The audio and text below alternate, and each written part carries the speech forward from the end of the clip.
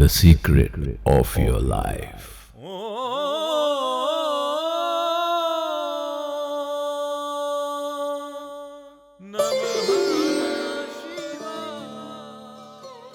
नमस्कार जी, मैं Shifali secret of your life programme में आपका तहे दिल से स्वागत करती हूँ। एक बार फिर से आपके सामने हाजिर है छोटे छोटे वास्तु टिप लेकर। तो वीडियो में अंत तक बने रहें। आज का एपिसोड बहुत ही ज़्यादा महत्वपूर्ण होने वाला है। इंडस्ट्री चलाते हैं उनके लिए, जो जॉब में है उनके लिए, जो गवर्नमेंट जॉब है उनके लिए। तो पहले स्वागत कर लेते हैं प्रोफेसर गुरदीप हुड्डा साहब का। प्रोफेसर, ओम नमः शिवाय। नमस्कार प्रोफेसर, आज का मेरा पहला सवाल ये है कि जो लोग गवर्नमेंट ओहदे के ऊपर होते हैं, जब भी वो रिटायर होने वाले होते हैं तो उनके ऊपर लिटिगेशन लग जाते हैं, ऐसा क्यों? बहुत अच्छा क्वेश्चन सवाल किया आपने। आज आपने बात की, जो लोग गवर्नमेंट ओहदे के ऊपर होते हैं, जब भी रिटायरमेंट होती है या तो उनके ऊपर लिटिगेशन लग जाता है या फिर कुछ ऐसा उनसे काम हो जाता है जिससे उनकी पेंशन रुक जाती है। कई दफ़ा कोर्ट कचहरी के चक्कर लगते हैं। हमारे पास ऐसे केस आते रहते हैं शिफाली जी।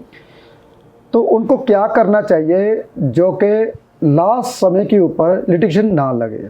शिफाली जी, हमेशा हर इंसान जो जॉब पे जाते हैं, जिसका जितना काम होता है, या तो वो काम के मुताबिक चलते नहीं, उनके ऊपर ही लिटिगेशन क्यों लगते हैं? क्या कारण होता है?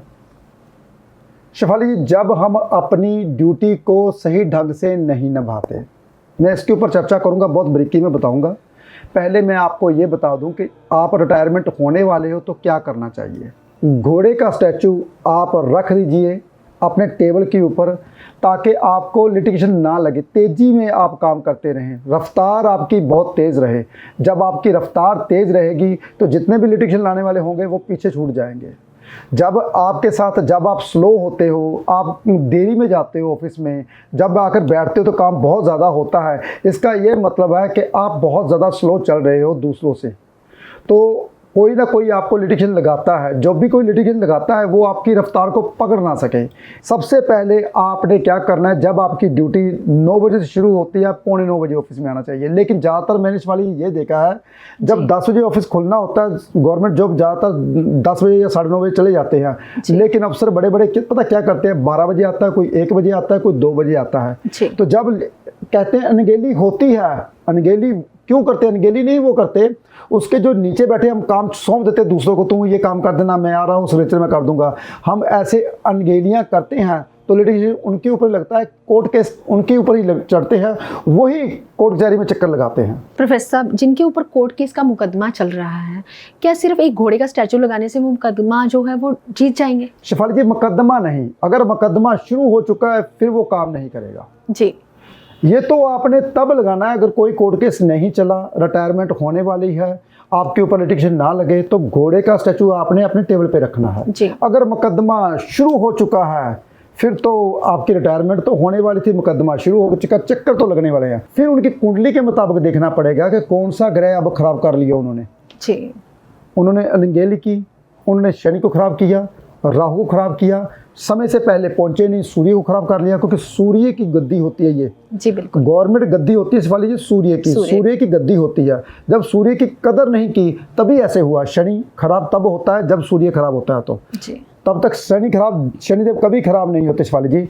जब शनिदेव कब खराब होते हैं? जब सूर्यदेव खराब होते हैं। तो जी, ये सबसे बड़ा रहस्य है जो मेरे अंदर से निकला अभी। तो प्रोफेसर, जैसे कि कुंडली में सूर्य और राहु का मेल हो, कई बार गवर्नमेंट एम्प्लॉय होता है इंसान, बड़े ओहदे पे भी होता है, लेकिन जितना डिजर्व करता है उतना नहीं मिलता।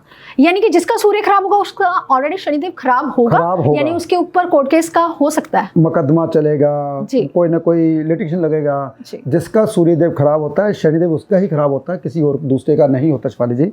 इसीलिए जब कोई कोर्ट केस चल गया तो इसका ये मतलब है कि हमें उसकी कुंडली के मुताबिक उपाय देना पड़ेगा, क्योंकि उन्होंने कोर्ट केस लगा लिया। प्रोफेसर, जो बड़े बड़े उद्योगपति होते हैं, इंडस्ट्रियलिस्ट होते हैं, वो क्या रेमेडीज करें ताकि उनका बिजनेस जो है पीढ़ी दर पीढ़ी चलता रहे?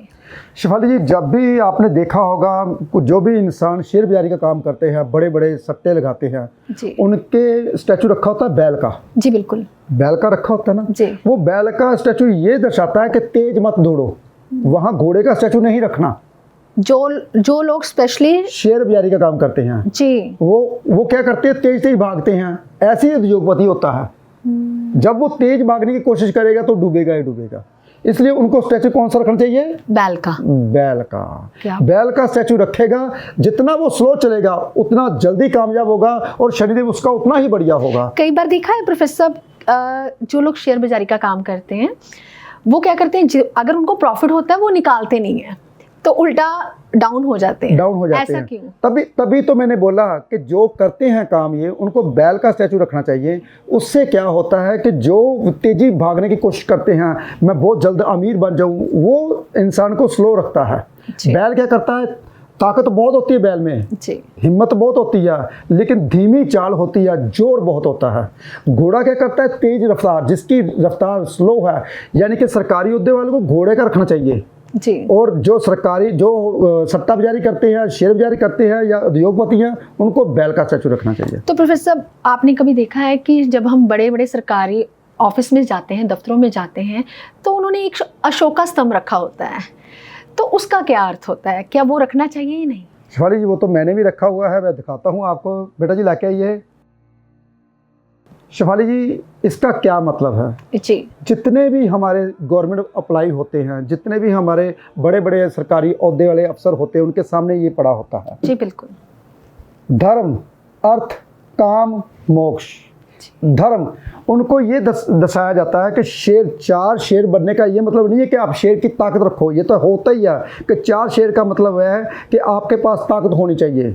और ये बात मैंने अब पहले आपको बताई। ये देखिए, इनके ऊपर क्या बना हुआ है, घोड़ा बना हुआ है जी, और क्या बना हुआ है, बैल भी बना हुआ है, और बीच में चक्कर बना, अशोका चक्कर जी। अशोका चक्कर की 24 तीलियां हैं जी, 24 घंटे काम करना पड़ेगा जी। अगर आपका मन शांत काम की ओर नहीं रहा।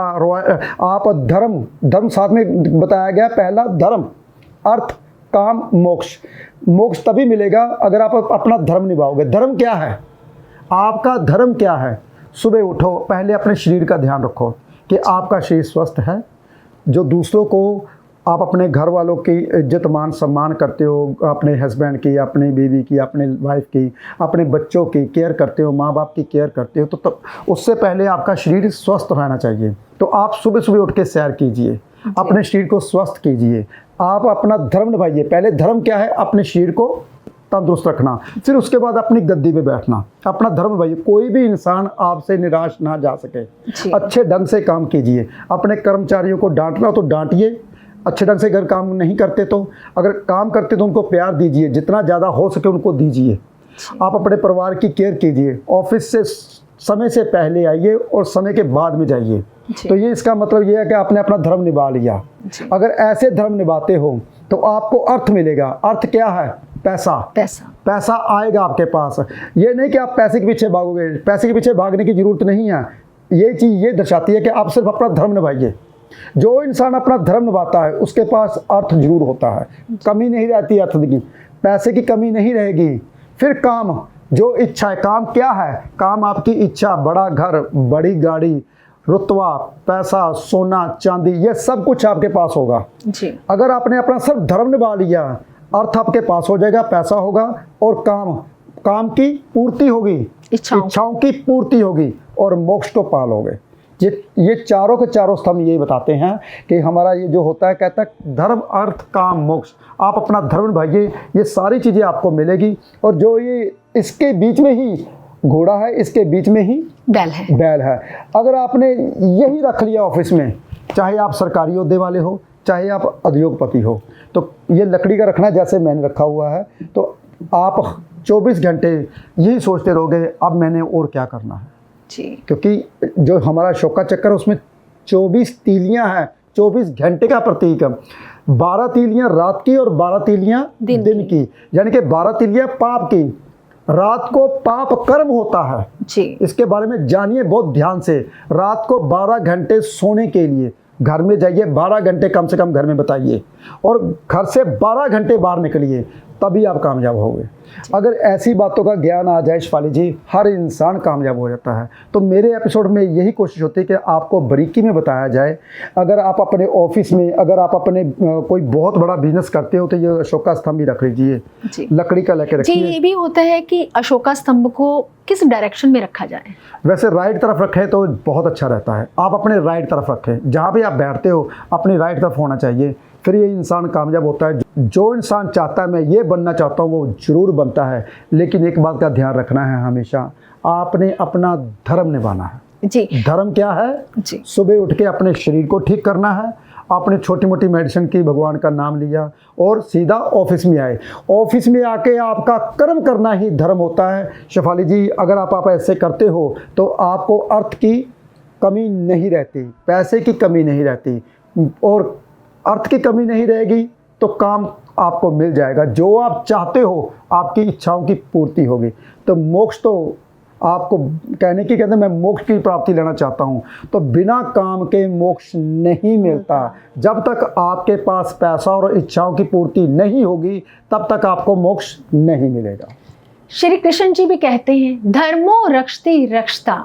ये मनुष्य जीवन के 4 पुरुषार्थ हैं, धर्म, अर्थ, काम, मोक्ष। इन चारों को अपनाकर आप जीवन में तरक्की और बुलंदियां प्राप्त कर सकते हैं।